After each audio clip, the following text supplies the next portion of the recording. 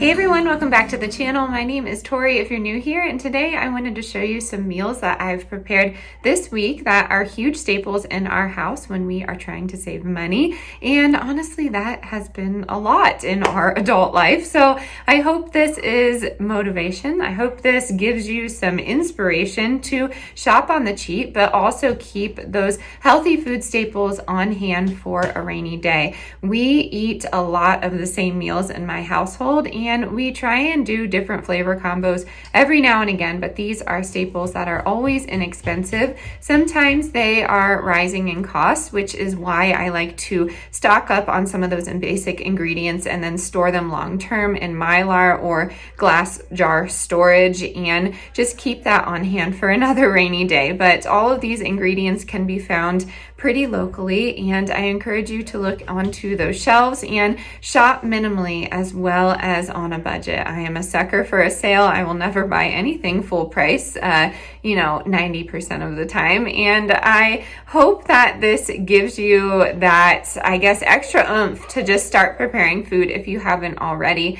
This year is gearing up to be a very surprising one, and I feel like preparedness is just something that we all need to keep in the back of our heads. So I am going to do the rest of this as a voiceover. Again, I'm a stay-at-home mom to 3, so a lot of the background noise are cute baby sounds or screaming and, playfulness by my children. So I hope you don't mind a voiceover. I'm gonna take you through 3 meal staples and we will get on with our day. If you're new here, I would love it if you hit the subscribe button. We make all types of content all about preparedness and just being on a budget and preparing for the unknown in these uncertain times. So I am going to get you turned around, show you our first meal, and I'm happy you're here.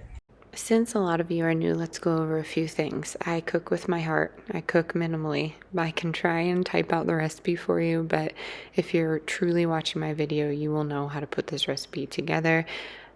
There are a lot of dietary preferences out there. If you see something that I'm cooking with that you don't like, you don't need to tell me you don't like it, and will the recipe work without it? Of course it will. Make it work to what you have, if that makes sense. I grew up around 2 parents that loved food, so I come from a variety of food choices, but mainly basic ingredients. We were not from this source of wealth. We were wealthy in love, but when it came to finances, that was not our thing. So I was happy as a child to eat a lot of the food that we hunted for or fished for, and a lot of the basic ingredients goes a long way, especially now in this day and age. So I will say that. And then lastly, there was a third thing I just forget, so it'll probably come up in this video. If you're new here, I love potatoes. I do potatoes every single week, and if I know that I need to save money, I make a very large batch of mashed potatoes so I can use the leftovers for other things. There are so many things you can do with potatoes, but off the top of my head, besides mashed potatoes, I like to make potato pancakes with these the next day. I like to use them as a filling for pierogi.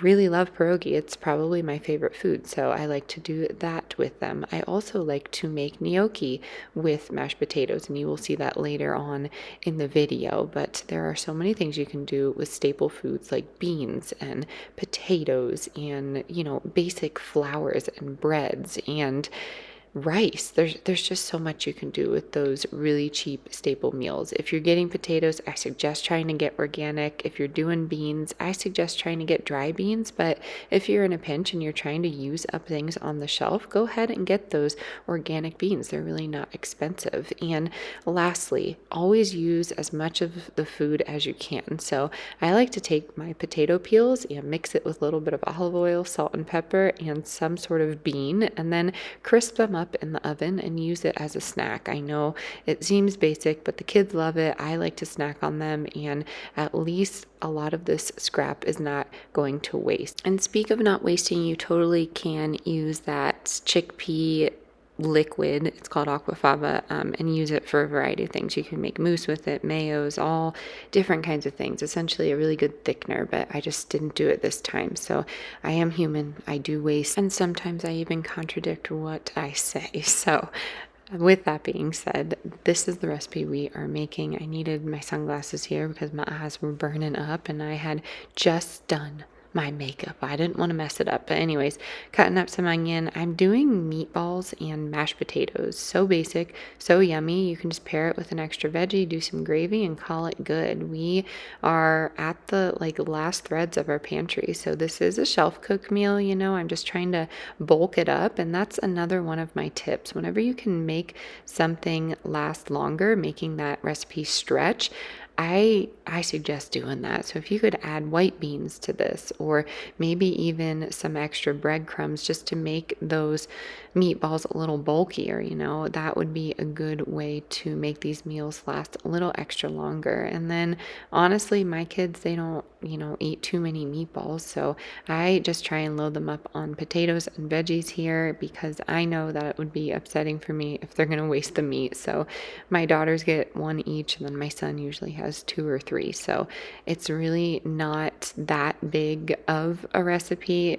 Getting grass-fed, grass-finished beef is definitely an investment, but you can find it on the cheap. Natural Grocers has it for $5.99. So that's great, because Kroger's usually $9.99. It's a little farther of a drive, but it's worth it if you go to one of those stores like once a month and grab those items. So I'm always finding grass-fed, grass-finished butter there, as well as the meats. So I suggest finding one of those staple stores and going as much as you can. I'm going to snack on these little potatoes here and wait for our meatballs to cook. But as that is going, I'm just getting my potatoes up to temp, and you will see that I add a lot to my mashed potatoes. Sometimes I add yams, sometimes I add sweet potato, essentially the exact same thing. Sometimes I even add like peas and carrots to it after I mash it, just to bulk those up too, and it works well. You know, I think my husband had to really adjust to my cooking, but I think he understands that I'm trying to save us some money. So that's what I'm doing here. I'm going to stop talking and let the music ride out until we get to the next recipe.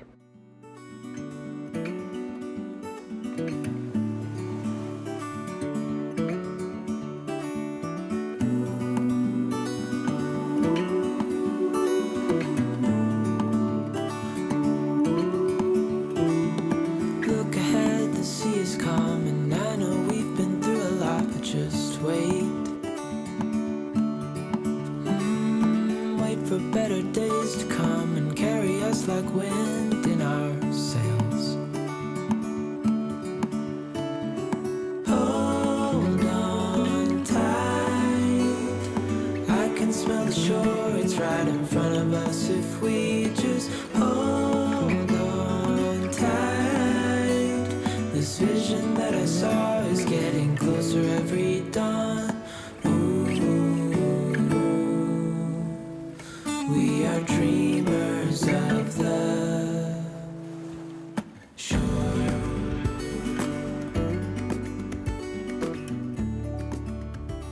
Here's that dreaded rain we talked about. But this is a crowd pleaser, and I'm throwing this in here kind of last minute because we love this kind of meal. So I always grow some sort of hardy green. I tried to stay away from the kale this year. I grew some spinach early in the season, but Swiss chard, it does really well, especially under the shade of my sunflower. I had a comment in like the last video saying, your garden looks great. And in that video, the background, you probably saw, I don't know, maybe like a very small percentage, maybe 10% of the plants I was growing. So yes, I was referencing the dead ones. I wasn't making it up. There's a bunch of dead plants in my garden. So I'm going to go in here and grab some more Swiss chard. I'm also going to grab the tomatoes. Probably should have strategically grabbed that Swiss chard because for showings, we kind of wanted a full garden here. I thought it would be cute to like put a little basket out for potential buyers and be like, take some garden harvests with you. But I feel like that's just me being like overly personal. You probably get that if you're a subscriber here. I don't know. I guess it's that people pleaser in me, but I think my act of love is gift giving. I really enjoy giving gifts to anybody, random people. But anyways, I get tomatoes out here. I get garlic chives, which I already grabbed. I usually get some other herb like oregano or basil.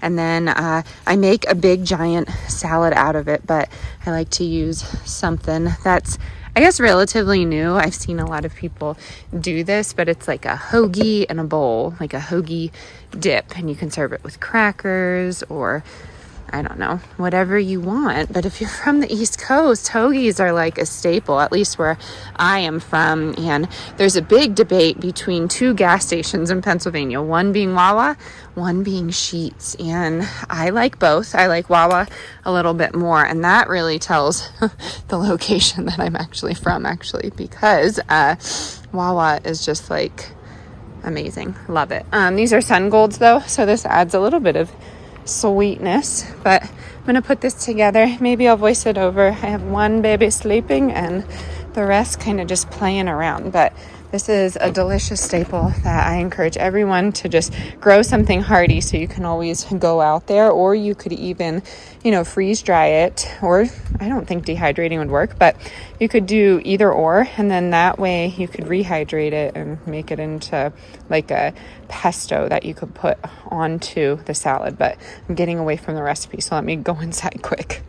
Now, I know what some of you may be thinking. A salad, Tori, that's so lame. This cannot fill me up. I promise it can. Some of you can't eat lettuce, so get rid of that lettuce and do something different. But there's a lot that you can add to salads to bulk them up and make them healthy for you. So you could add potatoes to this. You could add quinoa. That's one of my favorites. Grilled chicken's amazing. Steak. I mean, anything really. A can of tuna. You could do a can of chicken. Fish pairs very well with summer salads. I love to add fruit to mine, as well as some sort of sauerkraut. You could do kimchi. I mean, I know I'm just like listing so many different things, but salads are versatile, and I suggest everyone trying to get in on it. So find a base and go from there. If you're not doing lettuce, do a grain and still add that acidity. So I am adding red wine vinegar just because I have to use it up, but you could add lemon juice to this. And then oils. I didn't really have any, so I am using some mayo that is made from avocado oil. I just did like a half a teaspoon there. And the way I get all of my hearty greens like this to not be bitter is to squeeze it out. So I just gently massage all of this with the seasonings, and then I add my toppings. So I am adding the salt and pepper oregano blend, chopping it up real fine, and then I will add my tomato, cucumber, whatever I have, and then I add my proteins. I love adding the cottage cheese to the salad just to add some extra protein, and that goes a long way. It is very filling. If you're going to do cottage cheese, do the good culture. I think it has the best ingredients and the best flavor, and I can usually get mine for $3.29, which is actually pretty decent. Or you could just make your own. I am not going to sit here and say we make everything from scratch, but I certainly try. And lunch meat, we typically don't have that, but that was on sale, and that is what we were shopping for.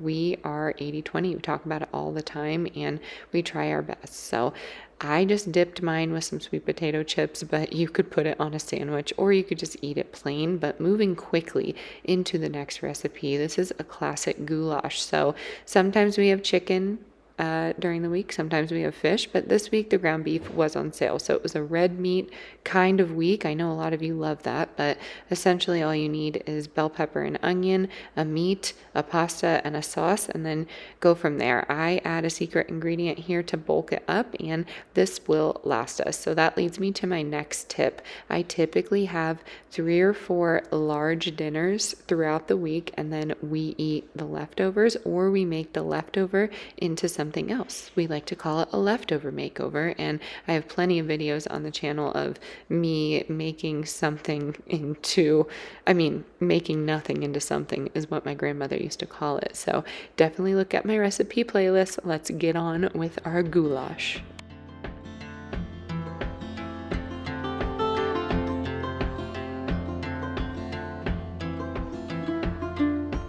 On the road, headed back to New Orleans, driving in the country past old-timey scenes. big birds were singing in the tall willow trees. Mighty fine. 3 words written on a paper bag. I miss you was written in a message in black.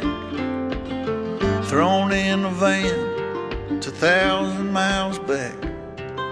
A better time.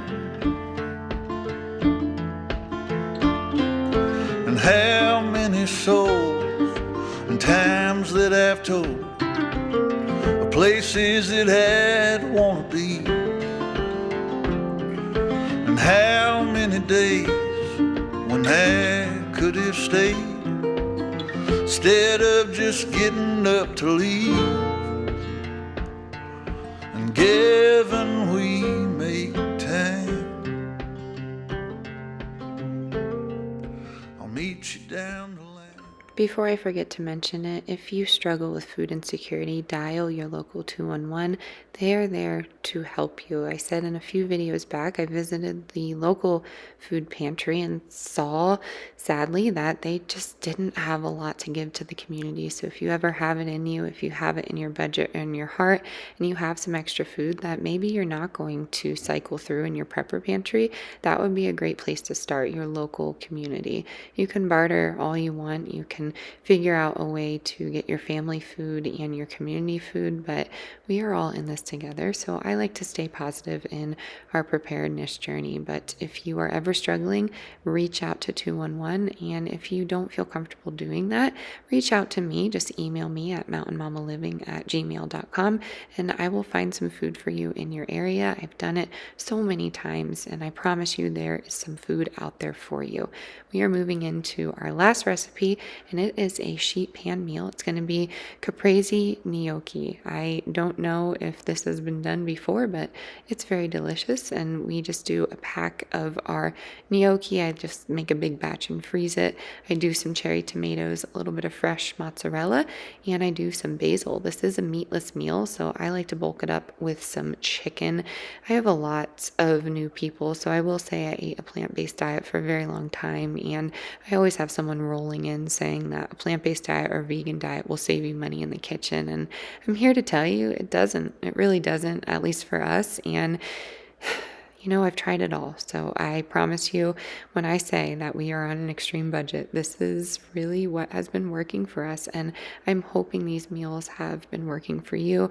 I would love to know how you like to save money in the comments down below. I encourage everyone to find a discount grocery outlet around them and check out some of their sales because they have some pretty incredible food out here in Colorado that is at that discount grocery store that is usually expired, but it's totally fine. We typically ignore a lot of those expiration dates. And I would like to say, if you're trying to garden, always consider gardening indoors. There's a lot that you can do in a container garden in your basement that you could use for a rainy day. You know, you could sit there and preserve any of your garden harvest and it could last you for a long time. Alrighty, my friends, that is going to do it for today's video. I hope this gave you inspiration to shop on the cheap. I hope this motivated you to start stocking up those staple foods that you can keep in your pantry for a rainy day. Of course, I always encourage self-sufficiency and trying to create these items at home. I always encourage people to save money when they can, but I would love to hear all of your thoughts and comments down in the comment section down below. Hello,